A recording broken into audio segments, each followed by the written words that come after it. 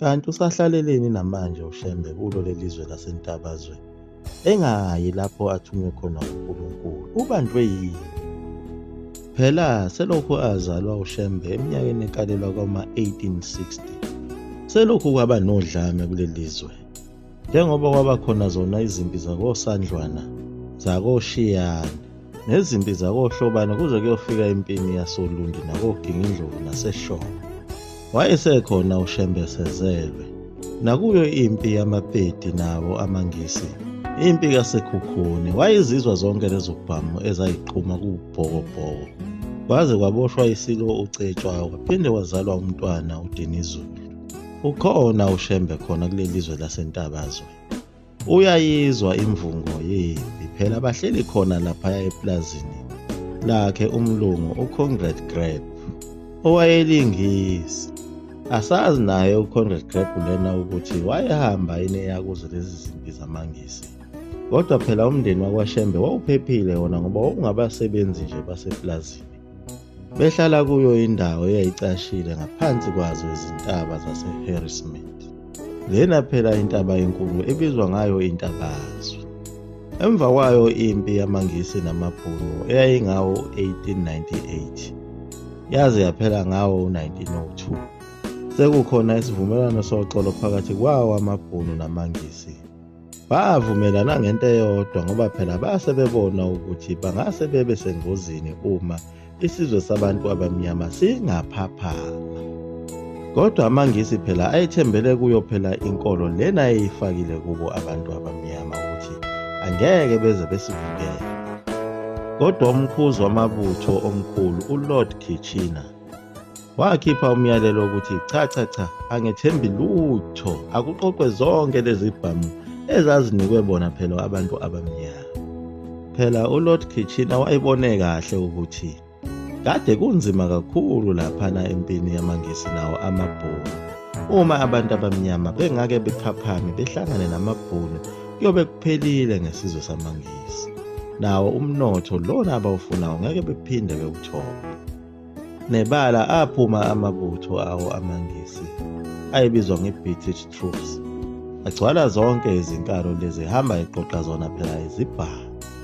Lo msebenzi wabalula kakhulu ngoba phela kwaba umsebenzi owuphethwe yibo abefundisa ababephethe zona izimishini abakhipha isimemezelo sokuthi makubuyiswe izikhali.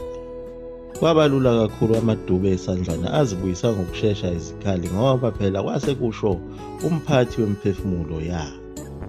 Phela abayifundisi bokuqala abangabelungu ababesuka khona eBritain babeqeqeshwe kakhulu ngenxa yokuthi babevele bengothisha, befundile kakhulu, base bezoyifaka le mfundo kubo abantu abamnyama. Yangena yathi shi. Izona-ke iziphithiphithi lezi ezazivimbe yena uShembe ukuba akwazi ukuphuma ezweni lakwaZulu ahambise imiyalezo yakhe uNkulunkulu lena kade emyala ngayo ukuba akayoqoqa isizwe sabantu abamnyama sibuyele emthethweni kaNkulunkulu. Njengoba bake baphendulana naye uNkulunkulu uShembe embuza ngokuthi bakhona abefundisi kanye namasonto asegcwele izwe lonke, ephinde futhi athandaze yena uShembe ekhala ngokuthi akafuni ukukholwa. Kodwa lelizwi laleli limphendulo ngokuthi angishongo ukuthi ngifuna ukuthi ube yikhona, futhi angishongo ukuthi ngifuna ukuthi usonte. Nakubo labantu engikuthumela kubo ezweni lakwaZulu nakhona emampondweni angishongo ukuthi ngifuna ukuthi uyobasontisa, kodwa ngifuna ukuthi uyobabuyisela emthethweni wami asebephumile kuwo bawushiye, engangibadalele ukuthi bephile ngawo.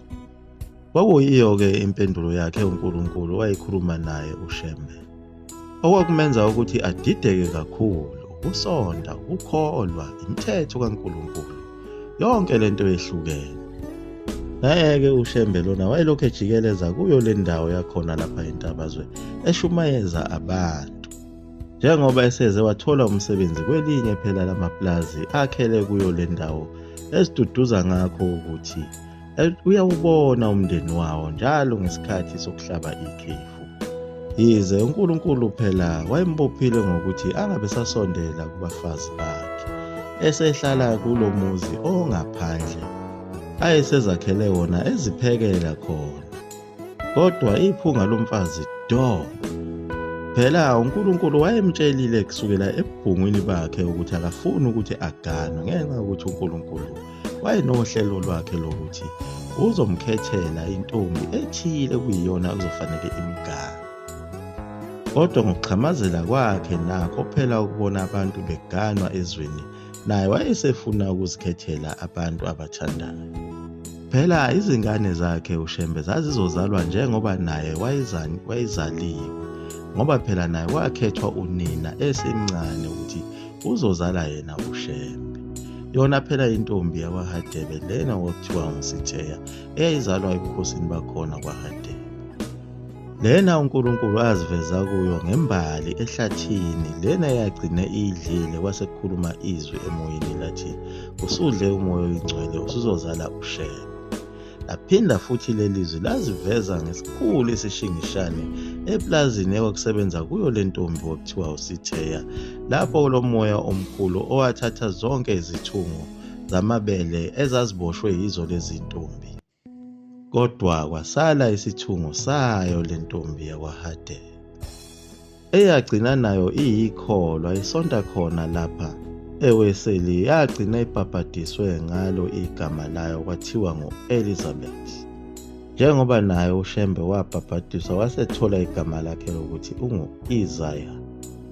Yayibuhlungu khona impilo ephilwa uyena uShembe kulo lizwe lasentabazwe, njengoba wayelokhu eshonelwa yingane phezu kwalezi azingane ezintathu ezamshonela. Ngakho phela ukubholoza kwakhe engafuni ukumukela umsebenzi kaNkulunkulu owamfaka kwenkulu ingozi yokuthi wayengabulawa ngamabhunu, noma abulawe ngamangisi, noma abulawe yibo abantu abamnyama lawa baphila ngaphansi kwamasiko, noma abulawe yiwo amadube esandlwana lawa asemukele inkolo yobuKristu, azothi uma iqhamuka kuwo nale mfundiso amdayisele kubo abelungu bese eyabulawa. Nakho kuhamba ashiye izingane zakhe khona lapha eplazini, engekho omunye umuntu wesilisa omdala. Kwakumfaka kwenkulu inkinga lokho, ngoba phela kwakuzosala unina uMahadebe ovele seyisalukazi, bese kuba ngamakoti bakhe abathathu kanye nohoyiza lezingane ezincane. Babezosala ebungozini obukhulu kakhulu ngalesa sikhathi, phela ngisho neziqiwi zazingabiyiwe. Kwakuye kwenzeke ikhaya lihlaselwe yibhubesi noma ingwe. Nali nezwi ngapha likaNkulunkulu phezu kwazo zonke izitha ezikhona, nalo limpintshe ekhoneni alimyekile, kanye nabo abantwana bakhe alokhu ebathola abancane abayekile futhi ukufa naye.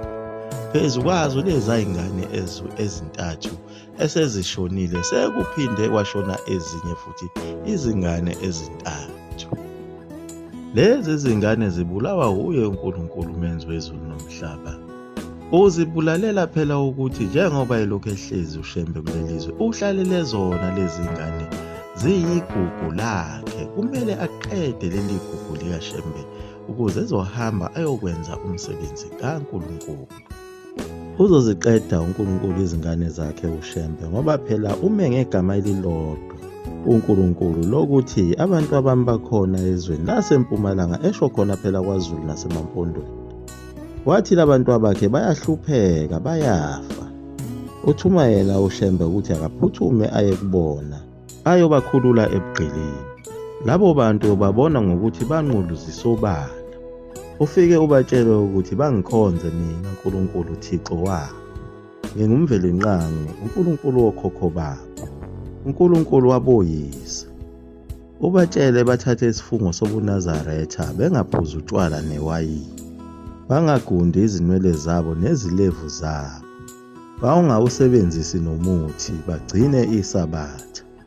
Ngosuku lweSabatha bangabasi ezindlini zabo, bangenzi imisebenzi. Kwakuyiwo amazwi ayelokhu ephindaphindwa yilo lelizwe lalizibiza ngaye uNkulunkulu, ewasho kuye uShembe. Nangalesi yasikhathi eshawa umbani wezulu, lalokhu liphinda lamazwi lelizwe lithi ngithi hamba uye kubantu abami uyobasindisa. uyobabuyisela enkolweni yakhe uMvelinqangi onguNkulunkulu wabo.